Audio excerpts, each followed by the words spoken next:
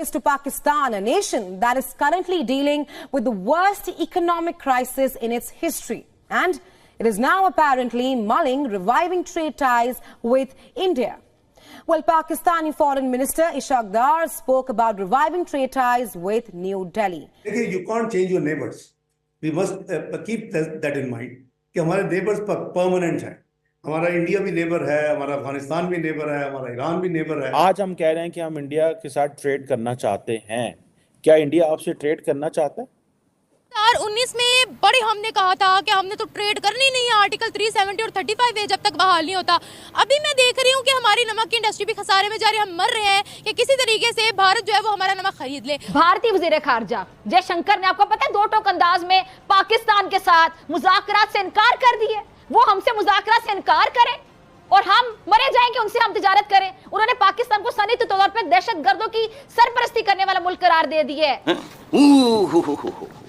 आंखों से निपटेंगे, खून के आंसू.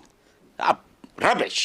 और अब ये टॉपिक के ये स्टेटमेंट के भारत के साथ तिजारत होनी चाहिए. क्या लगता है आपको उनकी पावर तो फिर पूरी दुनिया को नजर आ रही है ना कि हम झुक गए हैं उनके आगे खुद.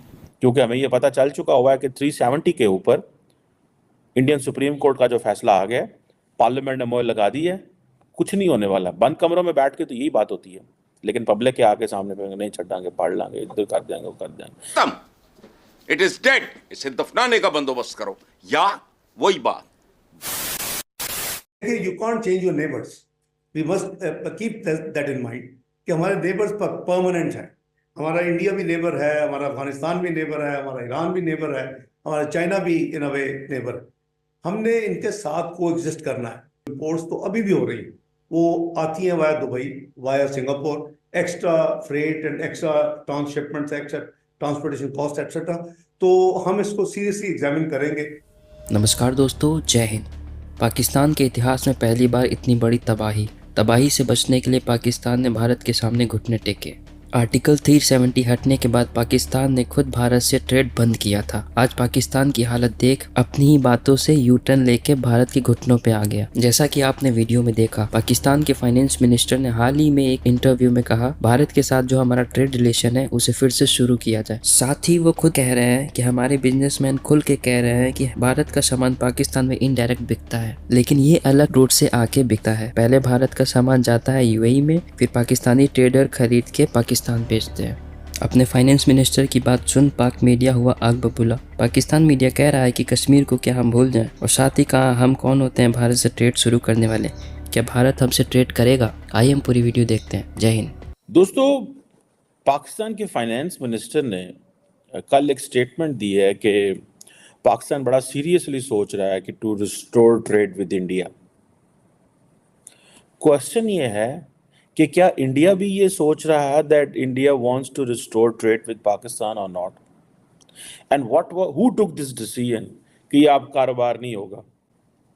क्या जब 2019 में प्राइम मिनिस्टर मोदी ने ये फैसला किया कि हम आर्टिकल 370 को एब्रोगेट कर देंगे, तो पाकिस्तान के लोगों ने जनाब कहा कि ये हो गया, वो हो गया, तो जुमे वाले दिन हम बाहर खड़े होंगे सड़कों पे, तो आधा घंटा खामोश हो जाएंगे. तो आपने इस चीज़ को रियलाइज़ किया है कि इंडिया आपसे ट्रेड करना चाहता है कि नहीं करना चाहता. आप अपने घर में आप क्या समझते हैं कि इंडिया जो कि $125 अरब की ट्रेड चाइना के साथ कर रहा है, एंड इवन ट्रेड भी कर रहा है एंड लड़ाई भी कर रहा है, आप क्या समझते हैं वो आपके साथ ट्रेड करेंगे? क्यों करेंगे भाई? आपके साथ ट्रेड करने का क्या मीनिंग है? इंडिया के साथ ज़रूर ट्रेड करें. पहले घर में तो क्लैरिटी पैदा करें कि इंडिया आपसे कारोबार नहीं करना चाहता. अभी भाई इंडिया को ये है कि आज अगर पाकिस्तान से कारोबार करेंगे तो Pakistan position will normalize. India is आप पिछले 6 महीने के बयान पढ़ लें इंडिया के. क्या बयान है? सिर्फ 6 महीने के. Don't go too far. Doctor Jaishankar, और उन्होंने क्या कहा वहाँ पे?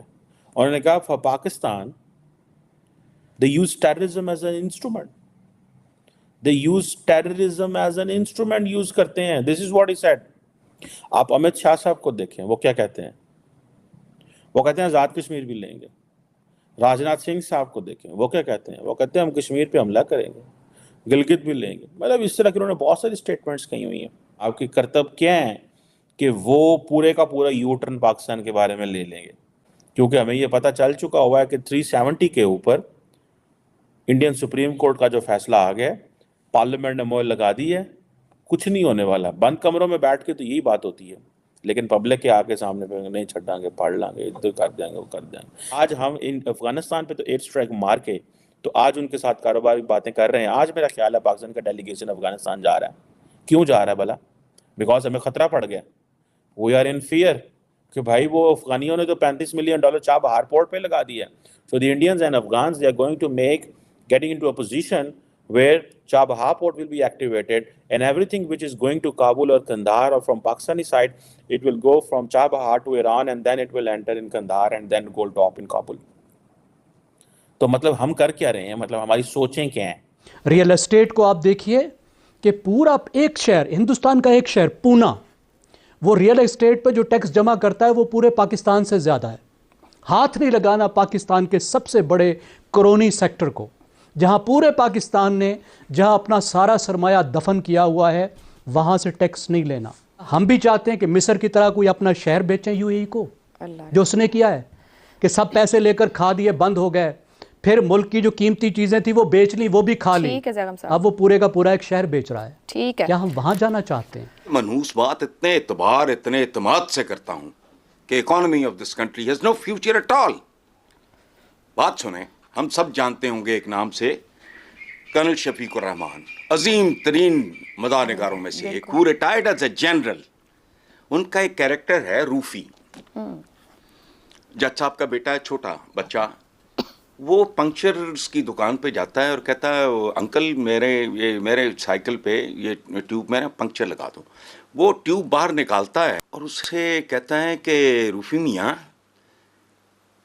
इस पे पंक्चर की गुंजाइश नहीं, कहो तो पूरी ट्यूब चढ़ा दूं। चोरों डकैतों के हाथ जो मुल्क को टिटियां, सिर्फ एक लफ्ज बोलना चाहिए था जैगम साहब को, बाकी तो कोई इकोनॉमिस्ट अगर बताए तो लोगों को तो पल्ले ही नहीं पड़ना। ये टीटी इकोनॉमी है, खत्म, इट इज डेड। इसे दफनाने का बंदोबस्त करो, या वही बात, सब दरिंदे भेड़िए, नहीं पता यार, हम 4 बंदे बैठे हैं यहां, हमें से किसको नहीं, हमारे व्यूअर्स को भी पता है कि डकैत कौन है, चोर कौन है। लेकिन आपको भारत से तिजारती ताल्लुकात की फिक्र सताने लगी है, समझ से बाहर है। तो डॉक्टर साहब, आप वज़ीर खारजा हैं, सबसे बड़ी बात, आपको तारीख तो मालूम होनी चाहिए ना कि भारत के साथ तिजारत की राह में सबसे बड़ा मसला क्या है। क्या है मसला सबसे बड़ा? मैं याद करवा देती हूं आपको, और हमेशा याद करवाते रहेंगे हम। मसला कश्मीर। जब तक भारत मसला कश्मीर को हल नहीं करता, कश्मीरी हमारे बहन भाइयों पे जुल्म का सिलसिला बंद नहीं करता, वहां मनमाने कवानीन मुसल्लत करना नहीं छोड़ता, इस मौजू पे बात तब तक नहीं की जानी चाहिए। भारतीय वज़ीर खारजा जयशंकर ने, आपको पता है, 2 टोक अंदाज में पाकिस्तान के साथ मुज़ाकरात से इनकार कर दिए। वो हमसे मुज़ाकरात से इनकार करें और हम मरे जाएंगे, उनसे हम तिजारत करें। उन्होंने पाकिस्तान को सनदी तौर पर दहशतगर्दों की सरपरस्ती करने वाला मुल्क करार दे दिए।